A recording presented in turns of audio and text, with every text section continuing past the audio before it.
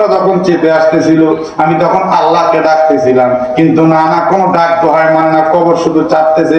চাপতে চাপতে যখন আমি মোটামুটি কষ্ট পাওয়া শুরু করলাম, আমি নির্ঘাত ভেবে নিলাম এতে এখন আমার জানটা বের হয়ে যাবে। আমি চিৎকার করে কবরে ঘন্টা থাকবো, সর্বনাশ যদি মরে যাও তো বংশ দিব, যদি তাও মরো 50,000 টাকা আমার সন্তানদেরকে দিয়ে দিবেন, আমি মরে গেলে কি হবে, অন্তত তারা তো খেয়ে পরে বাঁচবে। সর্বনাশ করছে। ছেলে এসে বলতেছে আব্বা আমাদের টাকার দরকার নেই, আমাদের বাপ দরকার।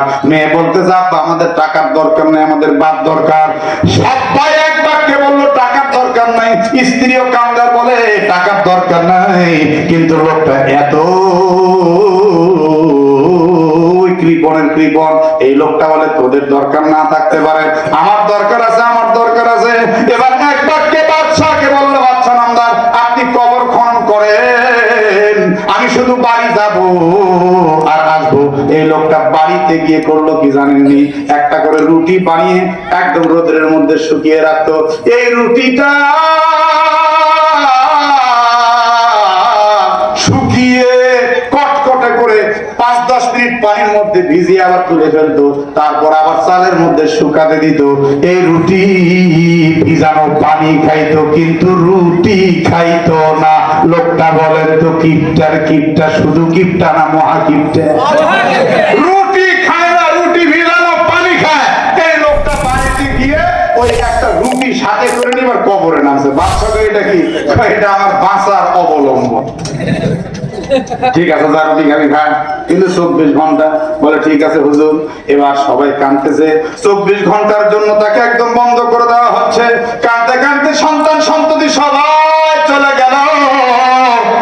এক পর্যায়ে পরের দিন কাঁদতে কাঁদতে বাড়ির সবাই আসছে, এসে এবার কাঁদতে কাঁদতে সৈন্যরা মিলে মাটি খুঁড়ে খুঁড়ে চোখের পানি ঝরিয়ে চিন্তা করছে একটু পরে লাশ বের হবে, এই লাশটাকে নিয়ে আবার দাফন করা হবে, এই লাশটাকে জানাজা করা হবে। এই লাশটা স্বেচ্ছায় লাশ হয়ে গেল, এই মানুষটা এমন ভুলটা কেন করলো। কিন্তু বাদশাহ মুসকি মুসকি হাসতেছে। বাদশাহ মুছে তার ইচ্ছার চিন্তা করতেছে 50,000 তো দেওয়া লাগবে না, আমার দেশের একটা জনগণ কমলো, এতে আমি খুশি। নাউজুবিল্লাহ, জোরে কর। সঙ্গে সঙ্গে এবার যখন পাশের খালাল তারা খুললো, দেখতেছে আল্লাহর বান্দা কবরে বসে বসে আল্লাহর নামের জিকির করে। সবাই মিলে এবার তাকে তুলছে। তোলার পর বলছে বাদশা নামদার 50,000 দেন। তুই বেঁচে আছিস, 50,000-এর কথা মনে আছে? বলে হ্যাঁ বাদশা তাড়াতাড়ি দেন, আমার কথা আছে। এবার যখন 50,000 টাকা দিল, 50,000 টাকা নিয়ে চিৎকার করে কাঁদতে কাঁদতে বলে এই 50,000 টাকা আমি দেশের গরিব দুঃখীদের মধ্যে বিলায় দিলাম। সবাই হতবাক হয়ে গেল যে লোকটা রুটি ভিজিয়ে রুটির পানি খায়, রুটি খায় না। এই লোকটা 50,000 টাকা জীবন বাজি রেখে পাইলো। এই লোকটা টাকাটা নিয়ে আবার আল্লাহর রাস্তায় বিলীন করে দিল। কি আশ্চর্য কারবার! ছেলেকে বলছে, মেয়েকে বলছে, সবাইকে বলছে আমার সহায় সম্পত্তি সব নিয়ে আয়, বাদশার সামনে আমি সব আল্লাহর রাস্তায় দান করে দেব। বাদশা তখন হতবাক হয়ে বলল ভাই রে কি হলো, কি হলো একটু বলো। এবার বলছে বাদশা আমি যা দেখে আসলাম কবরের মধ্যে, তা যদি আপনি দেখতেন আপনি রাজত্ব ছাইরা দিয়ে সইলা যাইতেন। সঙ্গে সঙ্গে বলে ভাই রে একটু সবাই এদিকে আসো, শোনো সে কি বলতে চায়। অনুরোধ করছি বলো কবর জগতে তুমি কি দেখলা।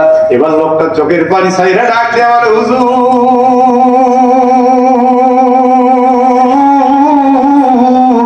আপনারা যখন আমাকে জিন্দা মানুষটাকে কবরে মাটি চাপা দিয়ে চইলা গেলেন, কি আজীব ব্যাপার।